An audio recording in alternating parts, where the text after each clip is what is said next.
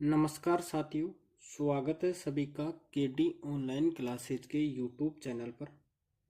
हमारा डिस्कशन चल रहा था साइंस के अंदर कोशिका।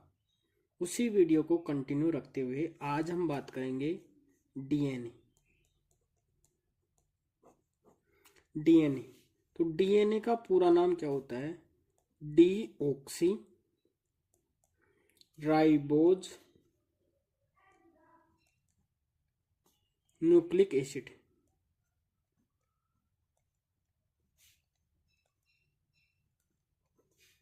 पूरा नाम क्या होता है? Deoxy ribose nucleic acid. तो डीएनए की खोज किसने की? फ्रेडरिक मिशर ने।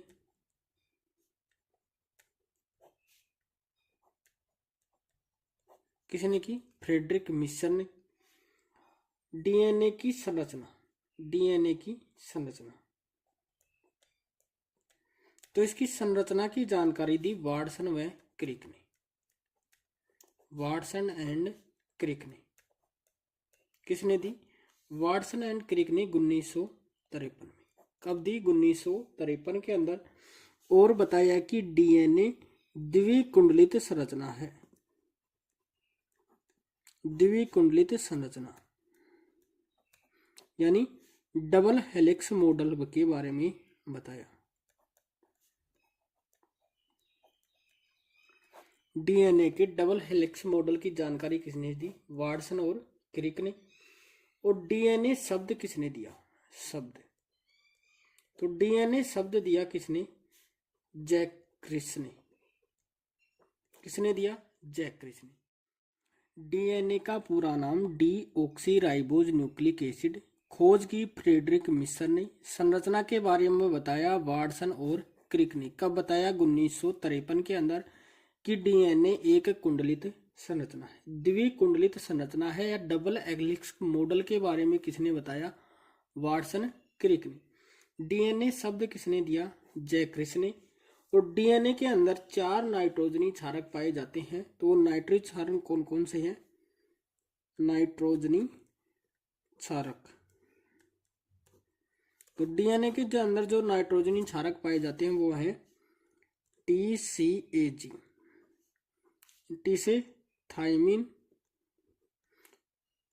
सी से साइटोसिन, ए से एडिनिन और जी से ग्वानिन। ये तो हो गई इसकी सामान्य जानकारी। जो इसका डबल हेलिक्स मॉडल दिया था उसके प्रतिरूप की बात करते हैं अब।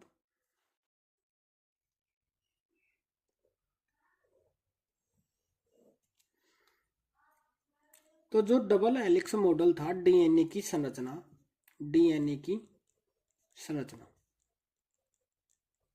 तो डीएनए की संरचना कैसी होती है? ऐसी होती है। तो एक और 5 डैश तो दूसरी ओर 3 डैश सिरा, 3 डैश तो 5 डैश सिरा। जो ये दो खांच हैं इनके बीच में जो दूरी होती है वो कितनी होती है? लंबाई। इसकी लंबाई होती है 34 एंगस्ट्रोम की। कितने एंगस्ट्रोम की? 34 एंगस्ट्रोम की। जो ये दोनों श्रृंखलाएं हैं इन्हें क्या बोलेंगे? ये किससे जुड़ी होती हैं? ये जुड़ी होती है नाइट्रोजनी क्षारकों से। और इनको क्या करेंगे? 2 पॉलीन्यूक्लियोटाइड श्रृंखला। डीएनए 2 पॉली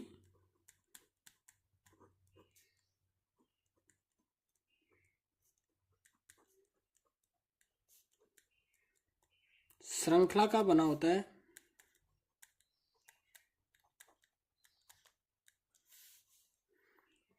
जिसमें दोनों श्रृंखलाएं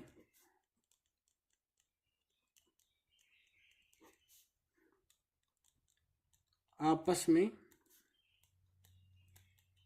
समांतर व एक दूसरे के विपरीत होती हैं।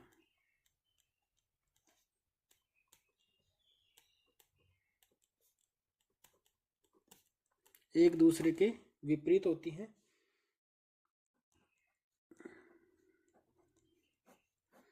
तो आरएनए का पूरा नाम है राइबो न्यूक्लिक एसिड।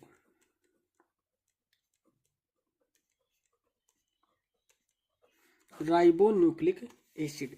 आरएनए है ये एकल श्रृंखला है, एकल श्रृंखला।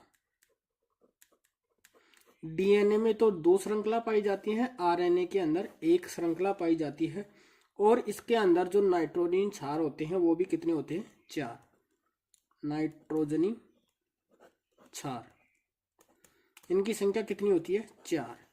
डीएनए के अंदर भी नाइट्रोजन क्षार कितने होते हैं? 4। लेकिन डीएनए के अंदर जो थायमीन होता है उसकी जगह आरएनए में क्या पाया जाता है? यूरेसिल। तो जो 4 नाइट्रोजनी क्षार हैं उनके नाम क्या है? UCAG। टी के स्थान पर क्या आ गया? यूरेसिल।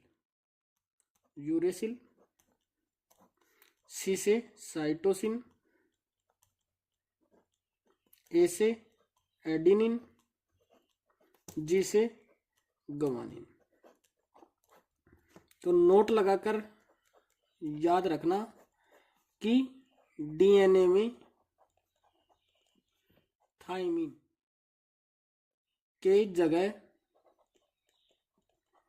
आरएनए में यूरेसिल यानी यूरेसिल पाया जाता है। डीएनए में तो थायमीन और आरएनए में यूरेसिल नामक नाइट्रोजनी क्षारक पाया जाता है। आगे हम बात करते हैं गुणसूत्र यानी क्रोमोसोम। तो गुणसूत्र की खोज, तो गुणसूत्र की खोज की थी स्टार्सबर्गर ने। स्टारबर्गर ने। गुणसूत्र नाम किसने दिया? नाम, ये तो खोज, और नाम दिया वाल्डेयर ने। नाम किसने दिया? वाल्डेयर ने। खोज किसने की? स्टार्सबर्गर ने। नाम दिया वाल्डेयर ने। गुणसूत्र है वो किससे मिलकर बना होता है? गुणसूत्र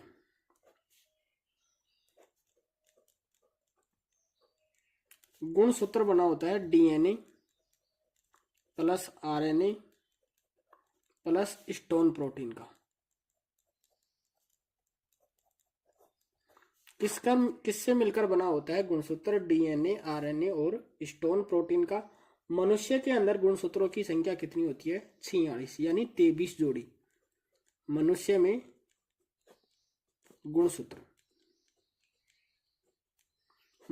गुणसूत्र कितने होते हैं? 46 यानी n, और 2n की बात करें तो 23। n तो कितने? 46। तो मनुष्य में गुणसूत्र n बराबर तो कितने? 46, और 2n बराबर कितने होंगे? 23। जो मनुष्य के अंदर गुणसूत्र हैं 2 प्रकार के होते हैं। गुणसूत्र मनुष्य के अंदर कितने प्रकार के? 2 प्रकार के गुणसूत्र। कितने प्रकार के? 2 प्रकार के। एक को बोलेंगे ऑटोसोम।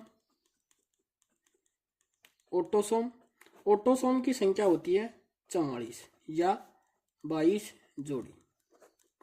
और जो लिंग गुणसूत्र होता है सेक्स क्रोमोसोम, उसकी संख्या कितनी होती है? 2 या 1 जोड़ी। कितनी? 1 जोड़ी या 2। ऑटोसोम 44, सेक्स गुणसूत्र कितने? 2 या 1 जोड़ी। कई बार क्वेश्चन पूछा जाता है कि मनुष्य के अंदर लिंग निर्धारण का कार्य कौन सा गुणसूत्र करता है? तो कौन सा गुणसूत्र करता है? वाई गुणसूत्र। तो नोट लगाकर याद रखना है आपको कि लिंग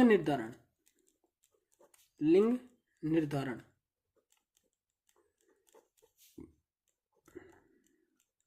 पुरुष का वाई गुणसूत्र पर निर्भर करता है।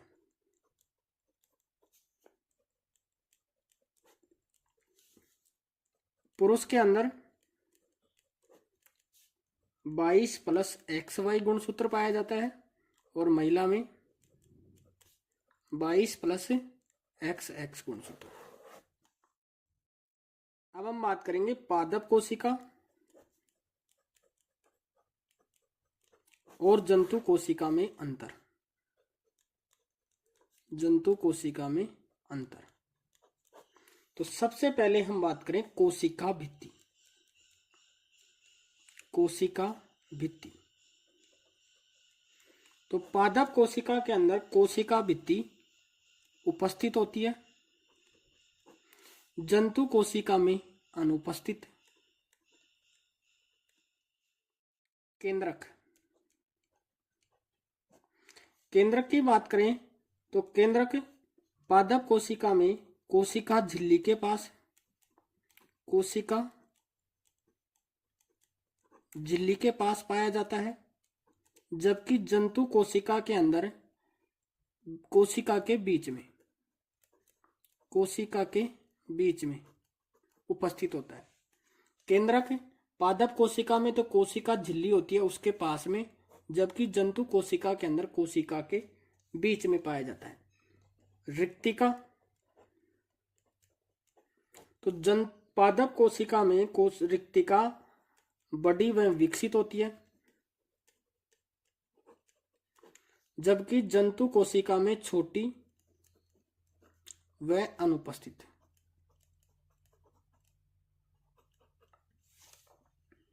पादप कोशिका में हरित लवक, हरित लवक उपस्थित, इधर अनुपस्थित।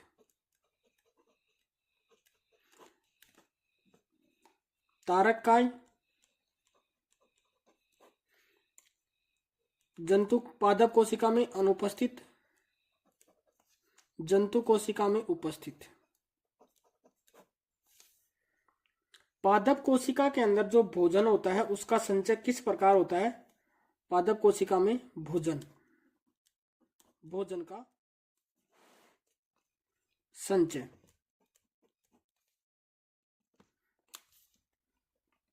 भोजन का संचय किस रूप में होता है? स्टार्च या मंड के रूप में, स्टार्च या मंड के रूप में, जबकि जंतु कोशिका के अंदर ग्लाइकोजन के रूप में।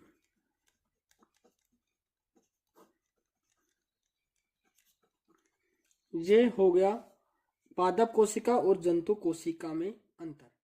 पादप कोशिका के अंदर कोशिका भित्ति उपस्थित होती है, जबकि जंतु कोशिका में अनुपस्थित होती है। केंद्रक कोशिका झिल्ली के पास स्थित होता है पादप कोशिका में, जंतु कोशिका के अंदर कोशिका के बीच में उपस्थित होता है। पादप कोशिका में रिक्तिका बड़ी व उपस्थित होती है, जंतु कोशिका के अंदर छोटी व अनुपस्थित होती है। पादप कोशिका में हरित लवक उपस्थित होता है, जबकि जंतु कोशिका में अनुपस्थित होता है। पादप कोशिका में तारकाय अनुपस्थित होता है, जबकि जंतु कोशिका में अनुपस्थित होता है। पादप कोशिका में भोजन का संचय स्टार्च या मंड के रूप में होता है, जबकि जंतु कोशिका में ग्लाइकोजन के रूप में होता है। लास्ट हम बात करते हैं कोशिका सिद्धांत की। कोशिका सिद्धांत, तो सबसे पहले कोशिका सिद्धांत किसने दिया? ये दिया कोशिका सिद्धांत का प्रतिपादन किसने किया? तो प्रतिपादन किया स्लाइड व स्वान ने। स्लाइडीन व स्वान ने किसने किया? स्लाइडेन व स्वान ने। कोशिका सिद्धांत का प्रतिपादन किसने किया? स्लाइड व स्वान ने। कोशिका सिद्धांत के अनुसार जीवों का शरीर, जीवों का शरीर कोशिका से बना होता है, कोशिका से बना होता है। जीवों का आनुवंशिक पदार्थ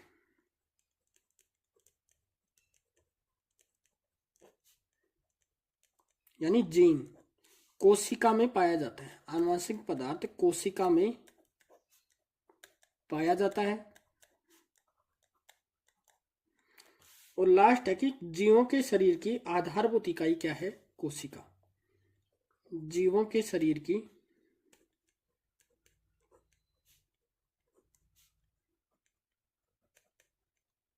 आधारभूत इकाई क्या है? कोशिका। तो आधुनिक सिद्धांत किसने दिया? आधुनिक सिद्धांत, आधुनिक कोशिका सिद्धांत,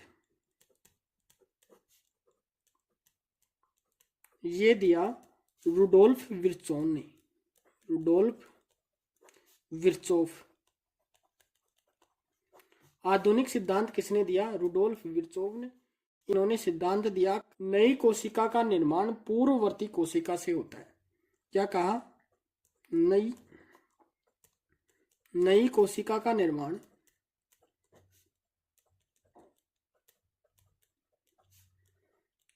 पूर्ववर्ती कोशिका से होता है।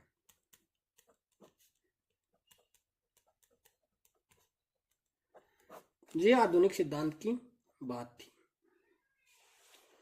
ये क्या था? आधुनिक सिद्धांत। नोट लगाकर एक फैक्ट है वो ध्यान रखना है कि कोशिका को रंगने के लिए, कोशिका को रंगने के लिए आयोडीन विलयन के अतिरिक्त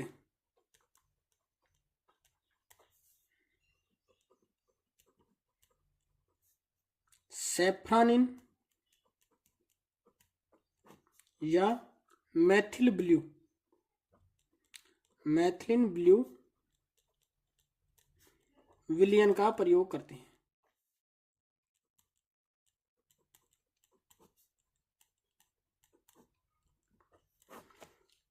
ये लिखा हुआ है एनसीईआरटी में